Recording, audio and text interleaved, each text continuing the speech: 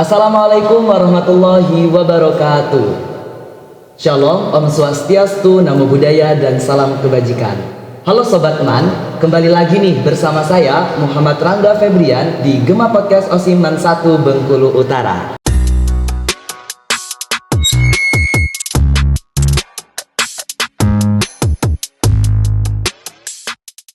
Tempatnya ngobrol santai tapi penuh makna. Nah, di episode spesial kali ini kita akan membahas tentang Hari Santri Nasional yang diperingati setiap tanggal 22 Oktober. Hari yang bukan hanya milik para santri nih, tetapi juga momentum untuk kita semua mengenang semangat perjuangan, keikhlasan dan cinta tanah air dari para santri Indonesia. Nah, dan yang lebih istimewanya lagi, hari ini kita sudah kedatangan narasumber yang luar biasa. Beliau adalah Bapak Harta. Assalamualaikum Bapak. Waalaikumsalam warahmatullahi wabarakatuh. Nah, gimana Pak kabarnya hari ini? Alhamdulillah khair jiddan. Alhamdulillah bil khair, Masya Allah.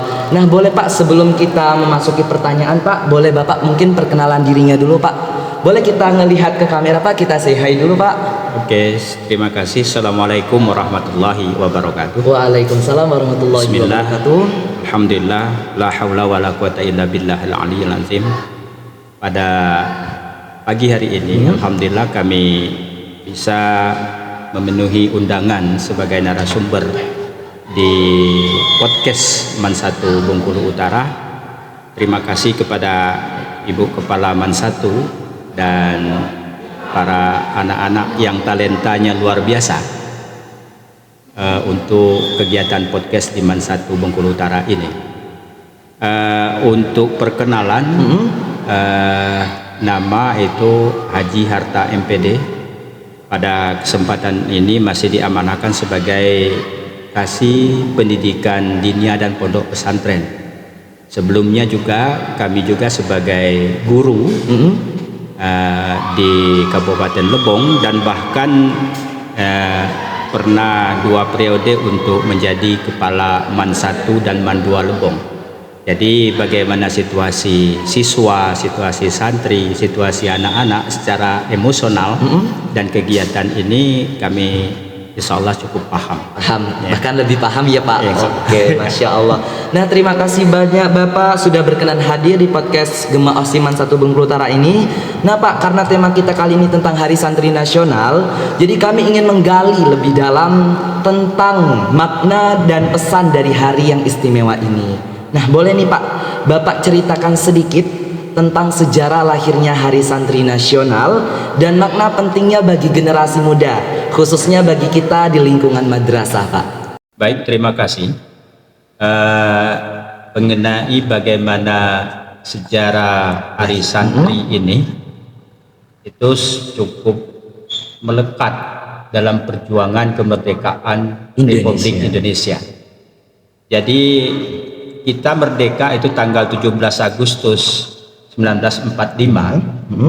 Setelah 3 bulan merdeka itu datanglah sekutu untuk merebut kemerdekaan Indonesia ini. Yang baru 3 bulan kemerdekaan ini kita raih, ternyata mau direbut kembali Oleh sekutu gitu ya Pak. oleh sekutu. Nah, berdasarkan konflik yang terjadi ini, Hadratus Syekh Kiai Haji Hasyim Asy'ari yang beliau ini pendiri Nahdlatul Ulama itu menyampaikan suatu slogan, yang slogan itu Kariman Aumut Syahidan. Jadi ini menggelorakan semangat perjuangan, hidup mulia atau mati syahid. Sehingga pada waktu itu ada suatu pergerakan, ada suatu movement yang dipelopori oleh Mbah Hadratus Syekh Kiai Haji Hasyim Asy'ari ini untuk membangkitkan semangat juang, dan semangat juang itu diarahkan ke seluruh bangsa Indonesia, terkhusus kepada kaum santri, ya, terkhusus pada kaum santri. Nah, pada waktu itu yang menjadi panglima besar TNI Pak Jenderal Sudirman. Pak Jenderal Sudirman. Nah, beliau ini kemudian membuka diri sebagai penasihat spiritual. Ya, pada rapat besar itu diadakanlah kesepakatan untuk penyerangan ke Sekutu, markas sekutu yang menduduki Indonesia, itu terkhusus di Surabaya. Nah, pada tanggal 9 Bung Tomo sebagai pemimpin gerakan ini untuk penyerangan itu sudah nggak tahan lagi, itu udah mau menyerang gitu, membara gitu ya Pak istilahnya untuk menyerang sekutu ini, saking gregetannya gitu kan. Nah, semangat para santri, semangat para kiai menyatu untuk mengusir sekutu dari tanah air kita ini. Kemudian Hadratus Syekh Hasyim Asy'ari ini ngomong sama Bung Tomo, kalau kita penyerangan pada tanggal 9 ini, ada kemungkinan kita mengalami kolaps. Kalah. Nah, itu. Beliau ini kan bukan hanya sekedar kiai, tapi ahli tasawuf, ahli tarikat dan lain sebagainya. Sudah barang tentu bagaimana koneksinya kepada Allah Subhanahu wa taala itu terjaga. Berdasarkan daripada nasihat beliau, beliau memberikan instruksi itu pada tanggal 10. Pada tanggal 10 November pada tahun 1945 terjadilah perang besar yang di Surabaya itu yang kita kenal dengan Hari Pahlawan. Hari Pahlawan. Itu sebenarnya harinya orang santri dan kaum santri dengan kiai. Tapi karena ini sifatnya nasional, itu disebutlah Hari Pahlawan Nasional. Nah, pada Hari Santri tahun ini ada nuansa-nuansa yang memang harus kita pahami. Jargonnya tidak lagi bahwa Hari Santri Nasional, tetapi sudah menggunakan kata Hari Santri. Karena ruang lingkupnya ke depan ini santri ini bukan hanya skala nasional, tapi sudah internasional. Nah, dengan pada tahun ini sudah diadakan yang namanya Musabaqah Qiraatil Kutub tingkat internasional. Artinya santri itu bukan hanya di Indonesia, bahkan sudah di belahan dunia. Dan nanti seperti itu maunya.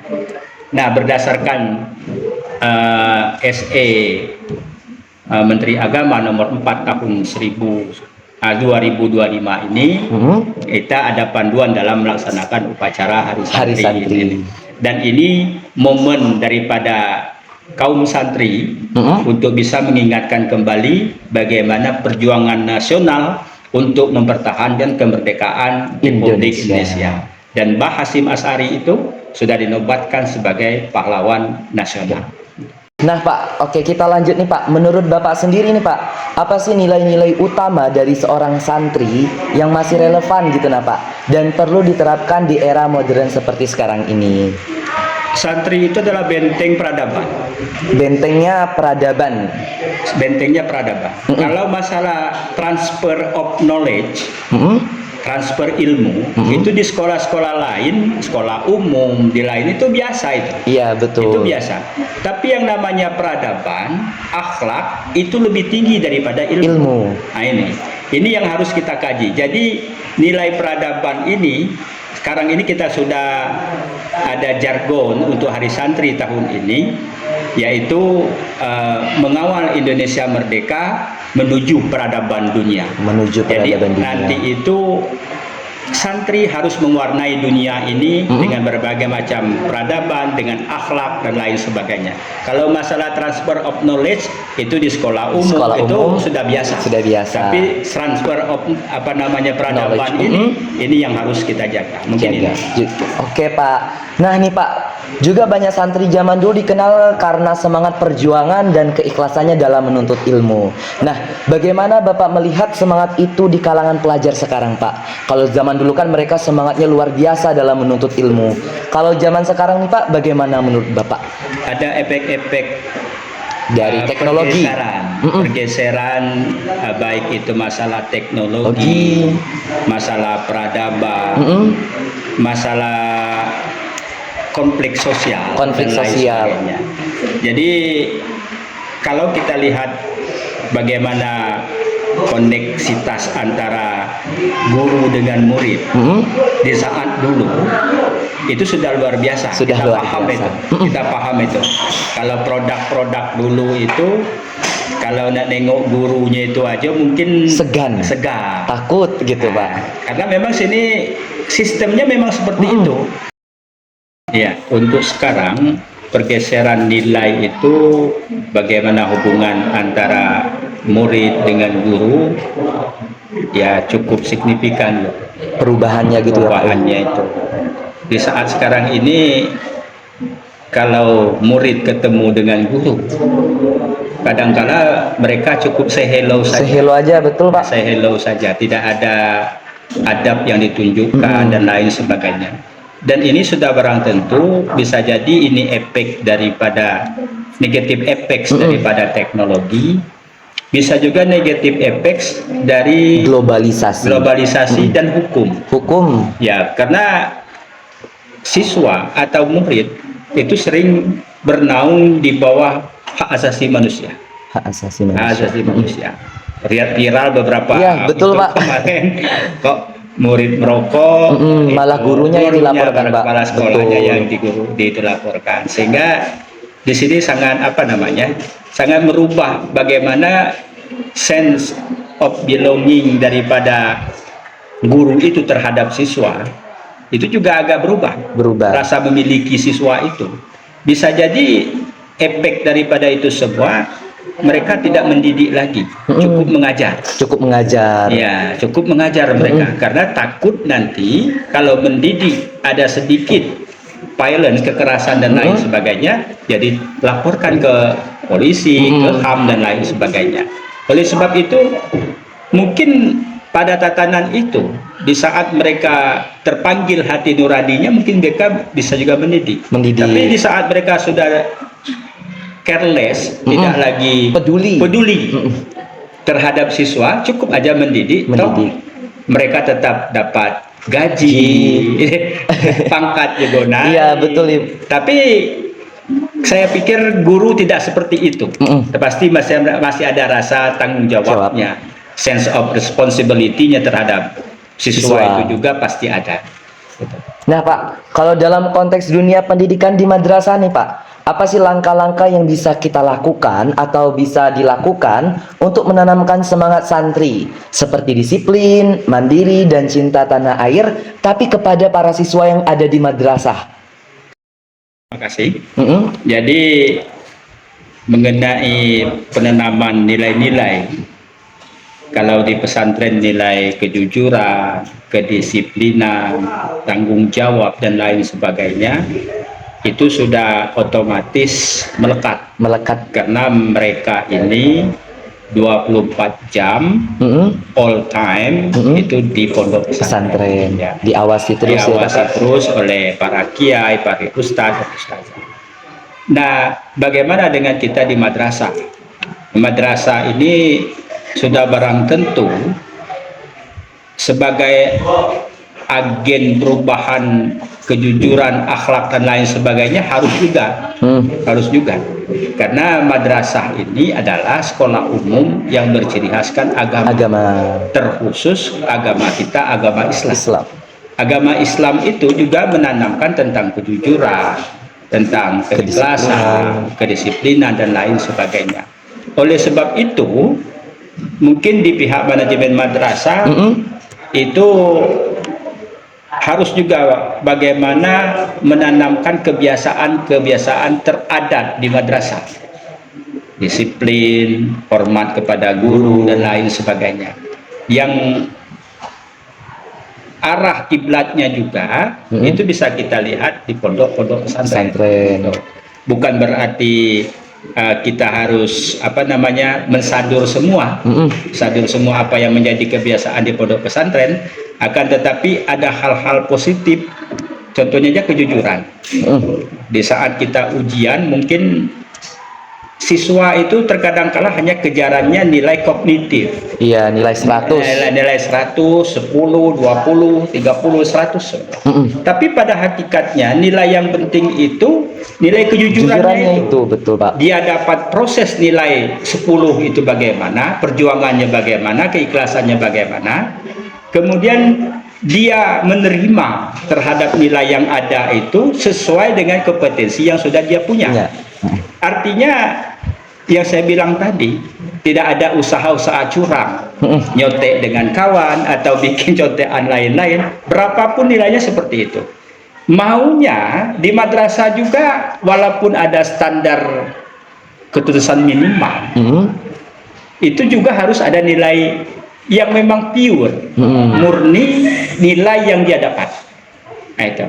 Memang dalam penilaian mungkin banyak hal, ada kognitifnya, ada afektifnya, ada psikomotornya. Yang afektif itu sikap. Walaupun siswa mungkin dapatnya nilainya ya 5, 50, tapi karena sikapnya bagus, ibadahnya mantap, bisa jadi itu jadi tambahan dengan efektif. Seperti itu.